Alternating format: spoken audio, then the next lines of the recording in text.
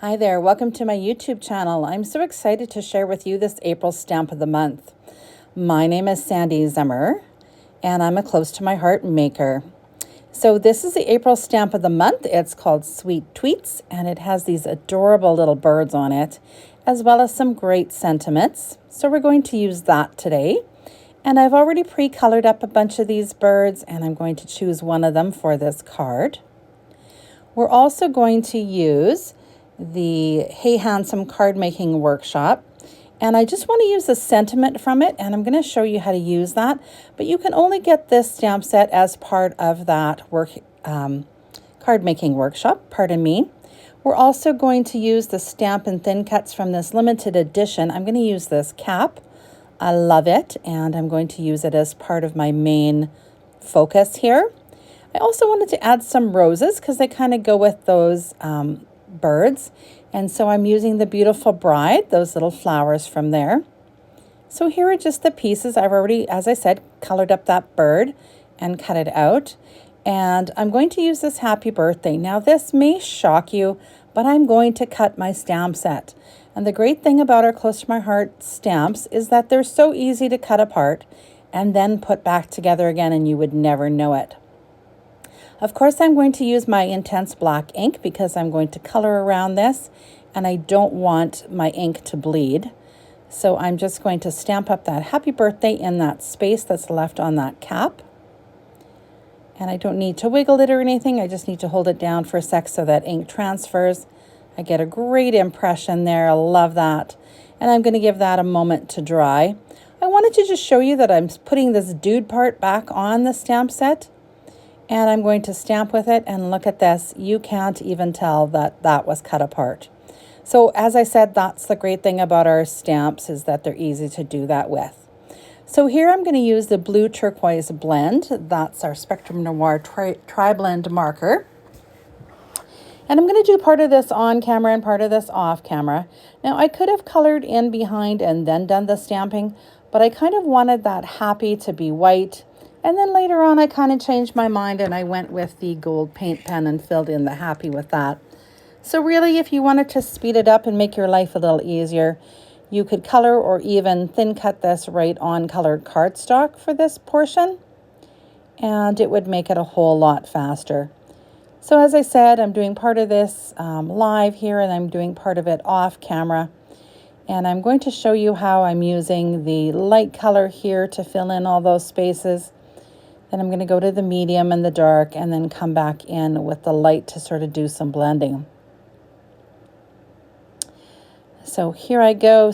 This is very sped up, obviously. I don't color quite this quickly, but I'm just showing you a few of the, like I say, the medium and the dark, just to show you how it changes the look of the cap here.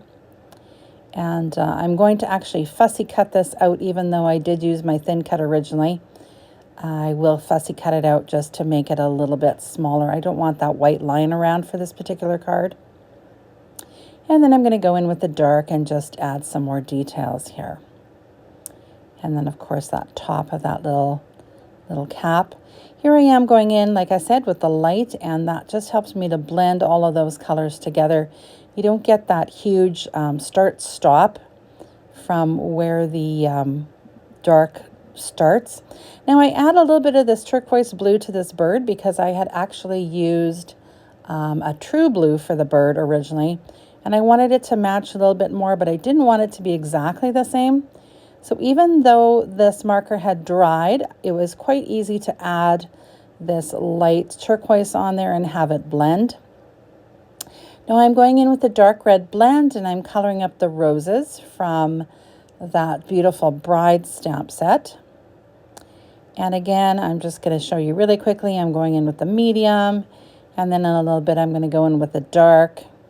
I didn't want to bore you with this part, but I just did want to show you that adding those different colors, like the light, the medium, and the dark, not colors, I guess, but different densities of color, really helps to change it. And so here I'm using the dull green blend, and I'm going to use that for my leaves. I color the whole thing with the medium, and then I go in with the dark and I color the bottom halves of the leaves. So that's just how I like to do it. You can do it however you like, of course. And then I'm going to just use that gold metallic pen, and I'm just going to add some shimmer to these roses. Again, not something you have to do, but I do like that gold on there. I'm sorry I didn't do a great job of holding that up in camera. When I go to YouTube here, it sort of crops things a little bit differently, and I had forgotten about that. So now I'm going in and I'm filling in that happy with my gold paint pen. I like that shimmer. Then I decide to use these stencils, the card front pattern, and they're from our last month's catalog, but they are still available. So I'm using the Capri ink here and a blender brush, and I'm going to go fairly dark in the middle and then go lighter as I go out to the edges. You can see I kind of let it slip there a little bit, but it really doesn't matter. It's pretty easy to put back in. And even though I have a little burst of darkness there, it's okay, because when I layer all my pieces on, it's going to look just fine. So I figure out how I want to arrange those. I adhere them on.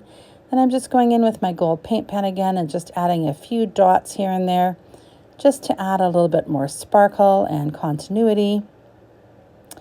And now I'm going with my journaling pen here, my black journaling pen, and I decide to create some stitches all the way around, sort of to mimic the stitching on that cap. So I did that off camera again so that I don't totally bore you with all of that. So here's the finished card, and in a moment I will show you some close-ups, and there it is. So I hope you've enjoyed this video today and just seeing how you can put different stamp sets together to create something really interesting. If you enjoy my videos, please hit the subscribe button. I would love that. If you're not interested in subscribing, liking and sharing will definitely help me out as well. And if you're interested in ordering any of these products, please go to my website, sandyzim.closetomyheart.ca. And again, I want to thank you for watching. I hope to see you soon. Bye for now.